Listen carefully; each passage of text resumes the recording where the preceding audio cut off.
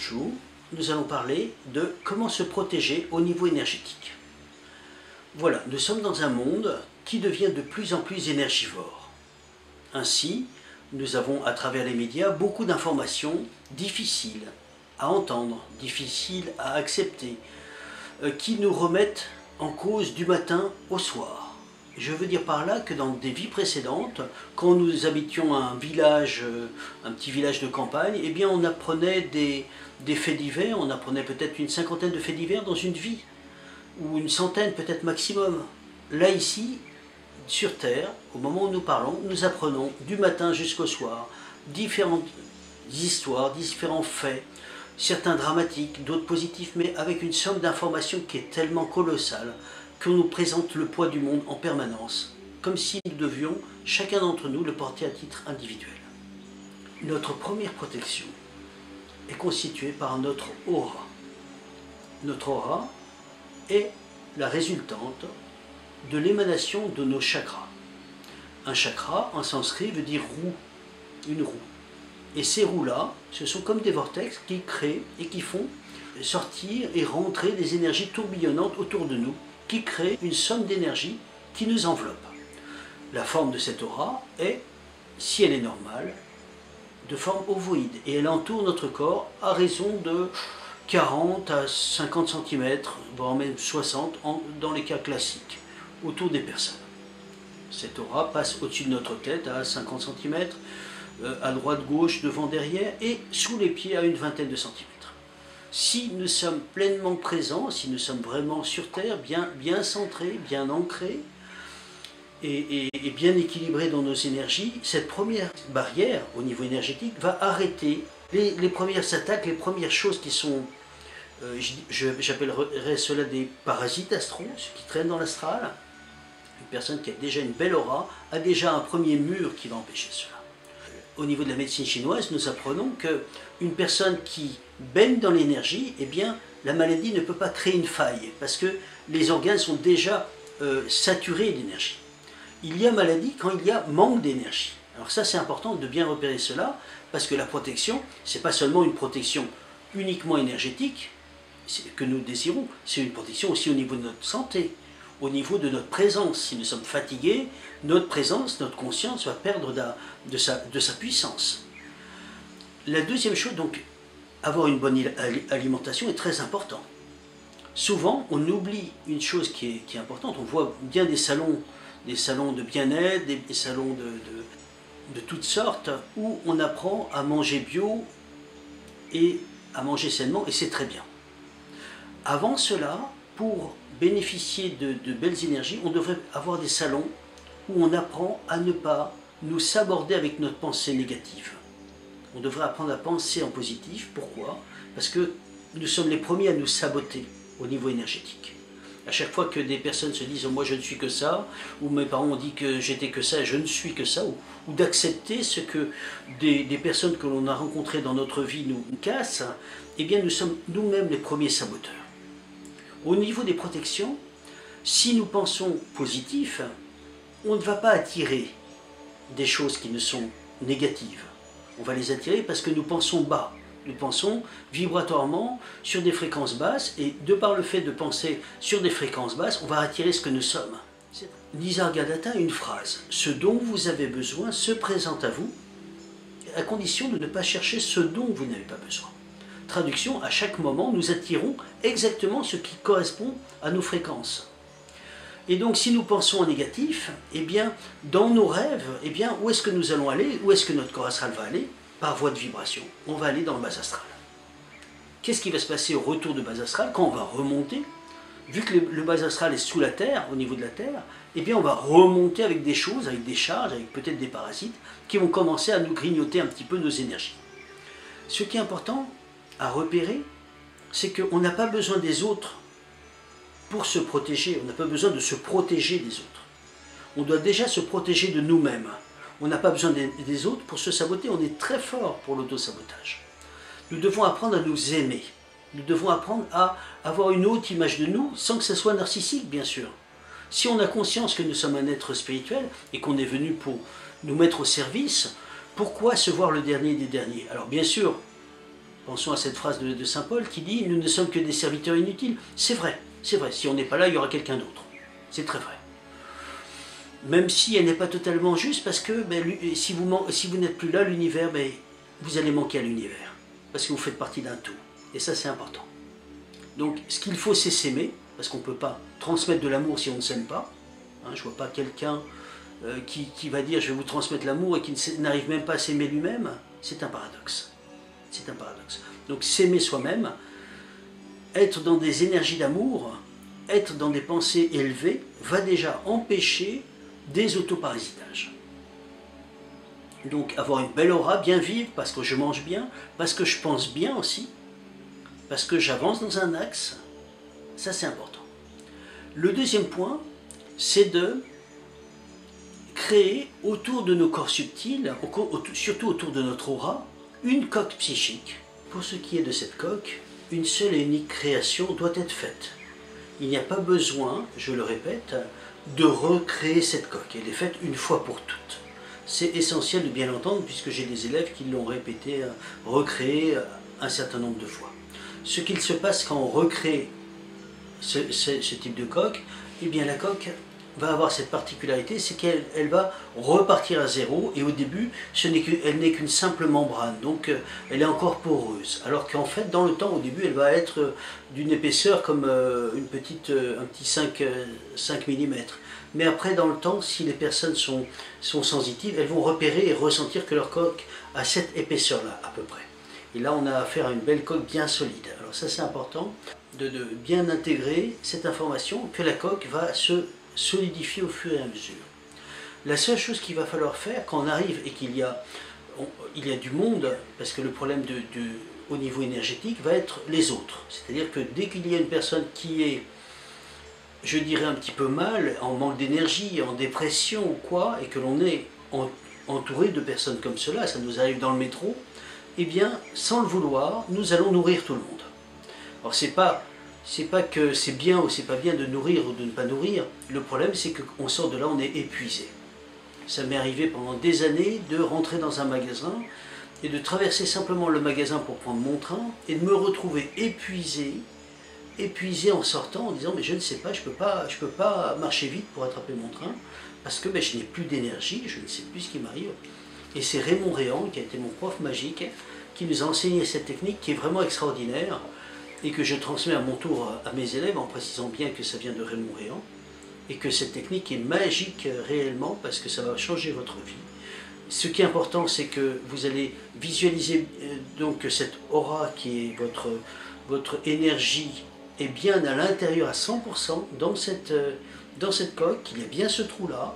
La seule chose qu'il faudra faire, c'est quand vous arrivez qu'il y a du monde, que ce soit dans un métro, dans un RER, dans un train, dans une réunion de travail, dans un magasin ou dans une conférence, vous visualisez que votre coque se ferme, alors je vais faire le mouvement, comme si vous êtes dans une banque et vous avez deux pans, je vais dire comme des pans en verre qui se ferment, comme ces portillons qui sont comme ça, en verre qui se ferment, et vous voyez votre coque se fermer de cette manière-là.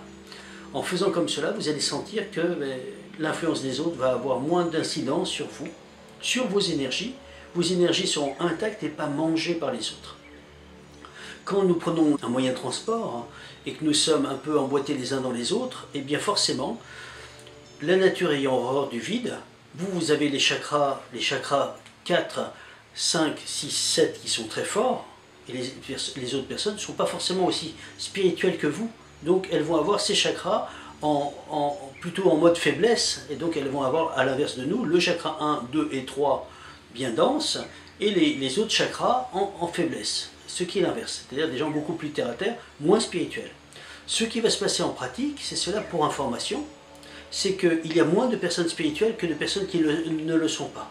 Donc naturellement, la nature ayant horreur du vide, vous allez leur donner, ou plutôt ils vont vous prendre, simplement le fait d'être en contact énergétique, c'est-à-dire les auras dans les auras, votre énergie à vos dépens. Mais sauf que, vu qu'il y a plus de gens, plus matériels que spirituels, vous allez nourrir 15 personnes.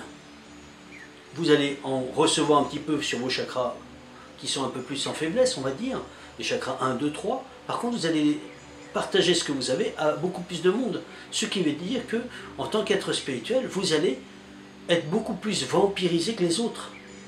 Traduction, quand ils vont sortir du métro, ils vont être beaucoup plus en forme que vous allez l'être quand vous aurez nourri tout ce monde-là. Vous avez dû le repérer plusieurs fois, ce genre de choses. Et donc, l'une des premières protections à avoir, c'est de protéger notre aura vis-à-vis du manque d'énergie ou du vampirisme énergétique des autres. Donc, cette coque psychique, vous le constaterez, elle est là. La seule chose à faire quand vous arrivez dans un lieu, c'est fermer cette coque. Naturellement, elle se rouvre au bout de 3 heures, ce qui résout la plupart de nos problèmes, la plupart des problématiques énergétiques. C'est essentiel dans ce monde actuel. Et ce monde qui est un petit peu difficile à vivre, parce que les gens dépriment, les gens vivent des moments difficiles dans leur travail, les gens sont agressifs. S'ils sont agressifs, cela veut dire quoi? Ça veut dire qu'ils manquent d'énergie. Donc ils ont besoin de cette énergie, mais vous devez aussi protéger votre capital énergétique. Ce n'est pas de faire de la bonté que d'être mangé par les autres. Avant de connaître la coque, j'avais une personne de ma famille qui m'était proche, et cette personne était je dirais, en grande aspiration énergétique. Elle prenait tellement d'énergie que la seule chose qui me restait quand j'étais en sa présence, c'est d'aller me coucher. Et j'avais plus rien, juste à peine de l'énergie juste pour atteindre mon lit et me coucher tout de suite, tellement elle prenait. Il y a des gens qui vampirisent beaucoup plus fortement que d'autres. Ça existe. Alors, je le précise, c'est très important. On parle de protection. Là, c'est la protection. Cette protection va aussi vous protéger des projections de pensées qui vont se matérialiser sous forme de flèches, de pieux. Mais elle va vous protéger aussi au moment où vous avez cette coque fermée d'entités négatives qui peuvent venir du bas astral ou de parasites au moment où vous porterez cette coque. La nuit, ne vous en faites pas, vous n'avez pas besoin d'avoir une coque puisque le corps éthérique est le gardien. Donc au moment où, là je parle au niveau des présences subtiles qui peuvent vous vampiriser énergétiquement, eh bien au moment où vous aurez le cas exceptionnellement d'avoir une présence dans votre chambre, ça peut arriver, eh bien le corps éthérique va tirer sur le cordon d'argent et ramener votre corps astral très très vite. Et parfois on se retrouve totalement déboîté, on revient très vite, on est un peu décalé parce qu'on est revenu trop rapidement dans le corps. Notre corps astral a été ramené, traverse le sommier, traverse le matelas, et souvent notre corps il est un petit peu déboîté. Il faut se remettre correctement, mais malgré tout, le gardien, c'est le corps éthérique depuis que le monde est monde. Donc il n'y a pas besoin de protection pour la nuit, ne vous en faites pas. Je reviens sur l'aspect des entités, des protections. Aujourd'hui, le bas astral s'est un peu déversé dans ce monde. Nous avons beaucoup plus de présence, d'où ce terme générique que l'on n'entendait pas il y a une trentaine d'années, le mot entité. Ça m'arrive d'avoir des formations où je demande aux personnes qu'est-ce que tu es venu chercher, et ce maître mot entité que l'on n'entendait pas il y a 30 ans, on entendait parler de châteaux en Écosse, oui, on entendait parler de maisons hantées, oui, mais elles étaient rares. Maintenant on entend énormément de gens qui subissent ces présences parce qu'elles les sentent dans leur corps, elles sentent se bouger sur elles ou à côté d'elles, etc. Elles sentent ces courants d'air froid qui sont autour. Alors effectivement, ayez votre coque à ce moment-là. Pour ceux qui sont thérapeutes, ne vous en faites pas, la coque ne va pas vous empêcher d'agir.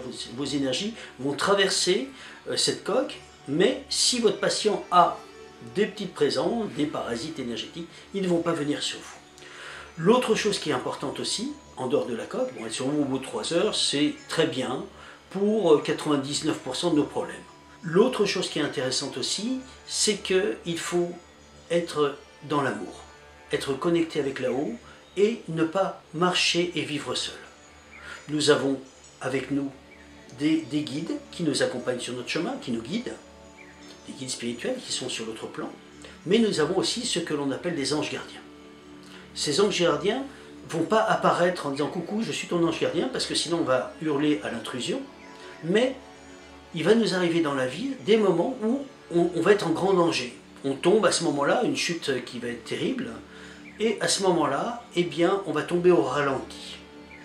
Qu'est-ce qui s'est passé? Cela fait partie de nos protections spirituelles.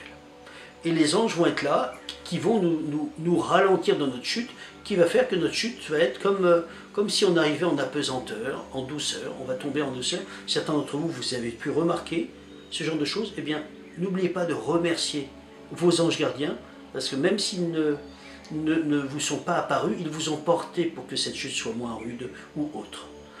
Je tenais à préciser simplement que si on veut avancer, que nos protections spirituelles soient vraiment efficaces, il faut avancer vers la lumière. Si la personne n'est pas dans l'authenticité, si la personne trompe ceux qui les entourent, joue un double jeu avec ses guides, avec les anges, il est probable que cette personne fasse des faux pas, marche à l'endroit où elle ne devrait pas marcher, puisque dans sa liberté, elle fait ce qu'elle veut faire. Elle est libre, bien sûr, mais il ne faut pas s'étonner que si on ne va pas dans le bon sens, il y ait moins de protection. Quand j'étais jeune, j'ai acheté un livre. J'ai acheté beaucoup de livres. Pour tout dire, j'ai passé ma jeunesse dans des librairies ésotériques, et il y avait un livre que j'ouvrais, et je ne sais pas pourquoi, j'étais enfant, depuis que j'avais 12 ans, j'ai cherché dans ces domaines-là, même avant, et à chaque fois que j'ouvrais ce livre, je le refermais. Et je me disais, mais je ne comprends pas, je referme ce livre, je ne comprends pas. Je ne peux même pas lire, comme si mes mains le refermaient, le rangeaient, point. Comme si une partie de moi refusait cela. Des années après, dans un journal, qu'est-ce que j'ai vu? Un témoignage d'une personne qui a acheté ce livre, qui l'a mis en marche. Et qu'est-ce qu'il a entendu? Il a entendu dans l'espace quelque chose qui se rapprochait de son coronal, chakra coronal, c'est là, qui faisait comme un plop, ça volait comme ça, plop, plop, plop, et c'est rentré en lui. Et à partir de ce moment-là, il a vécu une authentique possession démoniaque. Avant de lire cet article, je me demandais, mais pourquoi je n'arrive pas à lire? Mais je veux simplement dire, c'est que j'appelle cela la protection spirituelle. Et j'en remercie là-haut de m'avoir protégé de cela. Et on est même protégé dans les détails. Si on essaye d'être vrai, avoir un regard authentique, on essaie de tout faire pour les autres, et bien là-haut, ils vont nous aider à éviter les pièges qui sont tendus sur le chemin. Il y a actuellement, comme depuis toujours, beaucoup de pièges, mais plus je vais mettre dans la lumière, plus je vais être assisté, puisque je suis sur le bon chemin. Je l'espère, je pense. Et la preuve de ce qui est sur le bon chemin, c'est qu'on a énormément de signes, énormément d'étincelles sur le chemin, de petites loupiottes qui disent « continue, t'y es ». Quand on tire des cartes, on a des confirmations, des reconfirmations, des surconfirmations. Et quand je parle de cartes, ce sont des oracles qui peuvent confirmer des informations en disant mais où est-ce que j'en suis là-dessus? Et on a confirmation, deuxième carte c'est la même, troisième carte c'est la même, quatrième carte c'est la même. Alors qu'il n'y a pas une carte ou deux cartes, c'est des jeux complets. Et là on a des confirmations qu'on est protégé, que l'on est aimé, surtout si on fait ce qu'il faut faire. Alors c'est très important ce point-là. Pour terminer le sujet, c'est qu'il y a aussi des personnes qui subissent des entités ou qui vont mettre le pied dans des maisons hantées diverses et variées. Quand les personnes subissent des entités, c'est qu'il y a une brèche. Il y a une brèche qui s'est faite dans leur corps subtil. Comment va-t-on... Alors, comment est venue cette brèche? Eh bien, cette brèche est souvent, je l'ai constaté en clairvoyant, je l'ai constaté à travers les vies antérieures des personnes concernées, ou dans cette vie, mais souvent dans des vies précédentes, la personne n'a pas eu un chemin orienté dans la bonne direction. Donc elle a fait un petit peu des pacts avec le bas, et ça fait qu'on lui a assujetti une entité qui traîne autour d'elle, qui la dérange. Comment va-t-on sortir de cette situation, quand on est confronté à ça? Eh bien c'est le même principe que le karma. Voilà, il faut se mettre dans la lumière, essayer d'avancer dans l'amour, essayer de faire du bien. Si on a compris, on a intégré, on fait ce qu'il faut, à un certain moment, ce poids karmique, qui est cette présence qui nous casse un peu les pieds, va tomber. Même si nous allons voir plein de guérisseurs, parfois des personnes qui vont nettoyer dans le subtil ou quoi, et qui ne l'enlèvent pas, s'ils l'enlèvent, c'est-à-dire que c'est fini, mais s'ils ne l'enlèvent pas, ça veut dire qu'il faut garder ça. On est obligé malheureusement de garder ça, puisque personne ne peut l'enlever. Et bien à un certain moment, la chose n'aura plus lieu d'être, elle tombera. Il y a une autre chose qui est très importante. Il n'est pas bon d'être totalement enfermé dans une coque en permanence. Pourquoi? Parce que quand nous allons arriver dans un lieu, plus on a de choses qui vont nous enfermer, moins on va ressentir les lieux. La plus grande des protections est le fait de ressentir. Si je ressens les énergies, je ressens les lieux, je ressens les personnes, c'est la plus grande des protections. Pourquoi je précise cela? J'ai eu le cas d'une élève qui est allée chez sa propre belle-sœur à Cabourg et sa propre belle-sœur l'invite à dormir dans sa maison. Alors cet élève qui était sensitive lui dit « Je ne peux pas dormir dans cette maison. Je ne sais pas pourquoi, mais je ne peux pas dormir. Je ne pourrais pas dormir. Je ne dormirai pas là. » Donc elle va dormir ailleurs et en fait la nuit même, la maison brûlait. C'était pas marqué « la maison va brûler », il n'y a rien de marqué bien sûr, évidemment. Mais c'est comme une autoprotection qui avertit, comme des warnings. Il a découvert le fameux réseau Hartmann qui recouvre toute la Terre. Et sauf que le croisement de ces lignes, qui font 20 sur 21 cm à peu près, remontait.